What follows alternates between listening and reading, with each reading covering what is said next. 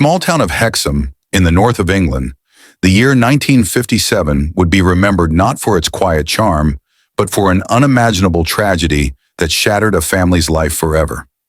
Joanna Pollock, just 11 years old, and her younger sister Jacqueline, 6, were walking to church with a friend when a speeding car struck them. The accident was horrific.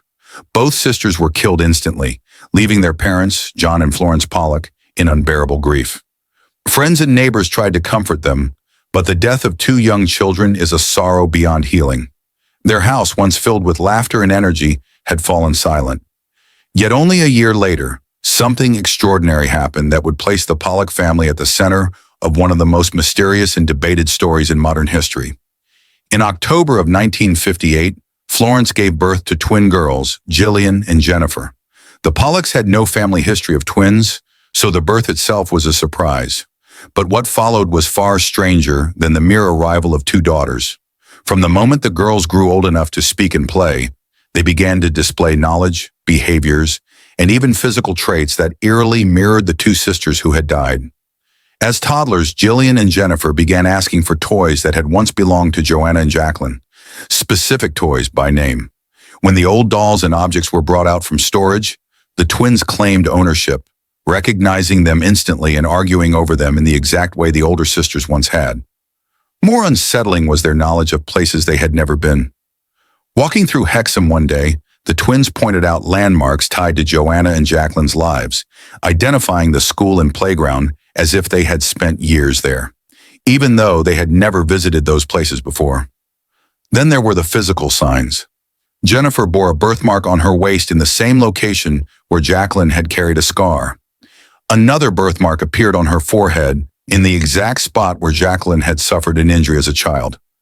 Their parents were astonished, and in private moments, they wondered if their daughters had somehow returned to them, not as memories, but in flesh and blood. It wasn't only the parents who noticed. Family friends remarked that the twins' mannerisms, gestures, and play mirrored those of Joanna and Jacqueline. When they played pretend, they sometimes referred to each other not as Jillian and Jennifer, but as Joanna and Jacqueline. To the Pollocks, it was as if their daughters were living 2 lives, one as themselves and one as their deceased sisters.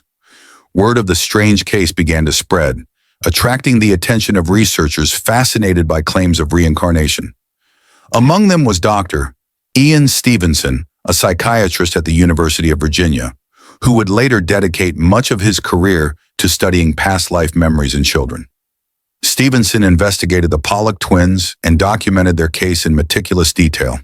He interviewed the parents, neighbors, and the twins themselves, gathering descriptions of their statements and memories. His findings would later be published in his groundbreaking book, 20 Cases Suggestive of Reincarnation. For Stevenson, this case stood out because of its strong evidential value. The twins' birthmarks, their specific knowledge, and the fact that their memories appeared spontaneously without coaching or suggestion. Yet the case raised more questions than answers. Could it be that Jillian and Jennifer were simply absorbing stories told by their grieving parents? Skeptics argued that children are impressionable and can internalize tales until they seem like personal memories. Others suggested cryptomnesia, a psychological phenomenon where forgotten information resurfaces as if it were newly recalled. But Stevenson noted that many of the Pollock twins' statements were not details their parents had ever shared aloud. And even if they had, how could that explain the birthmarks? To some, the case was clear proof of reincarnation, the idea that consciousness survives death and returns in another body. To others, it was a fascinating psychological puzzle, demonstrating the complexities of memory, grief, and family storytelling. No matter the perspective, the Pollock twins forced both believers and skeptics to confront the limits of what we truly understand about human consciousness. As the twins grew older, their memories of their supposed past lives began to fade. By the time they reached adolescence, the vivid recollections that had once startled their parents and astonished researchers had largely disappeared. It was as though the link to Joanna and Jacqueline had dissolved, leaving them free to live their lives simply as Jillian and Jennifer. Today, as adults, they live quietly, rarely discussing the strange circumstances of their early childhood. But the fascination with their story never ended. For decades, journalists, Documentarians and paranormal researchers have revisited Hexham, scouring old records, interviewing locals, and piecing together the fragments of the twins' childhood claims.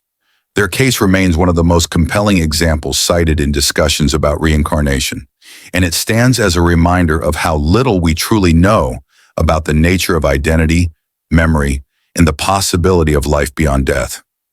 In the end, the story of the Pollock twins is not just a tale of mystery, but also of healing. For John and Florence, who once believed they had lost their daughters forever, the twins brought a strange sense of comfort. Whether by reincarnation or coincidence, they felt that part of Joanna and Jacqueline had returned to them, allowing their grief to soften with time. What makes this case endure is its balance between fact and mystery. Every detail has been recorded and scrutinized, yet no scientific explanation has fully dismissed it, and no paranormal proof has conclusively confirmed it. The Pollock twins live on in the space between belief and skepticism, a reminder that the human story may be far more complex than we imagine. Whether reincarnation is real or not, their case continues to spark wonder and curiosity, more than 60 years after two little girls lost their lives on a quiet English street.